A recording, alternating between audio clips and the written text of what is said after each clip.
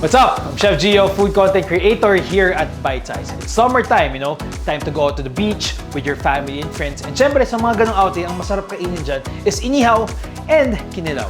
Good thing there's a dish na pinagsama tong dalawa, which is sinuglaw. Kaya naman, today, yan ang gagawin natin. So tara guys, let's start this.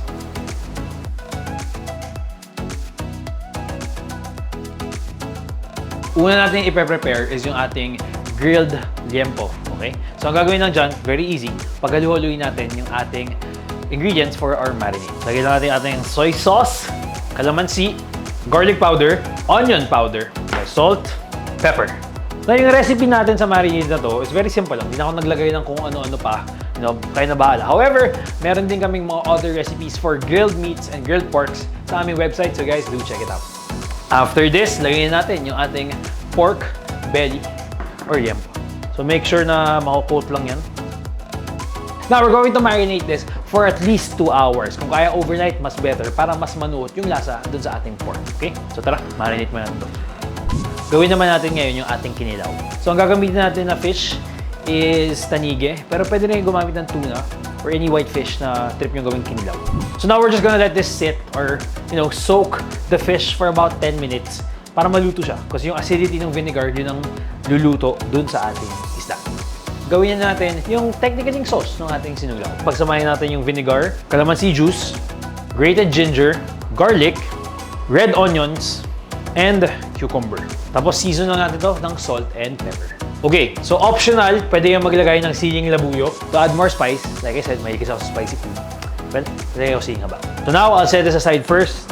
Tapos, balikan natin yung ating fish. Now naman, i-drain natin yung vinegar na to. So, technically, lahat ng stuff na medyo malansa, nandiyan na. Ngayon naman, lagay natin siya dun sa ginawa natin na sauce. Nahalo natin yung ating fish. So basically, ito na yung ating kinilaw. Gagawin lang natin dito is tatakpan natin. We'll set this aside. Actually, we'll just chill this for a while.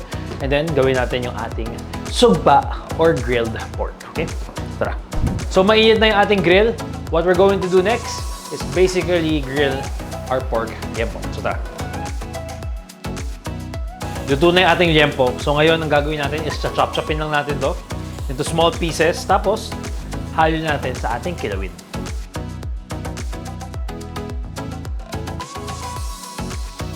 Ready na yung ating sinuglaw. Time to plate. Let's go!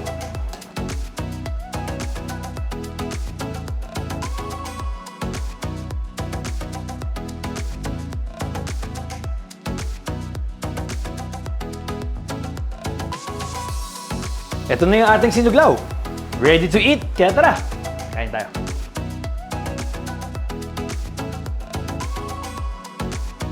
Para sa iba pang masarap na pulutan recipes, like and subscribe our YouTube channel, Bite Size PH. Tara guys, tikman na natin to. Kuya Jeff, ready na ako ng shot. Let's go. Boom! Kuya Jeff! Kuya Jeff! Solid! Ilabas ang alak! Ilabas ang shot! Let's go!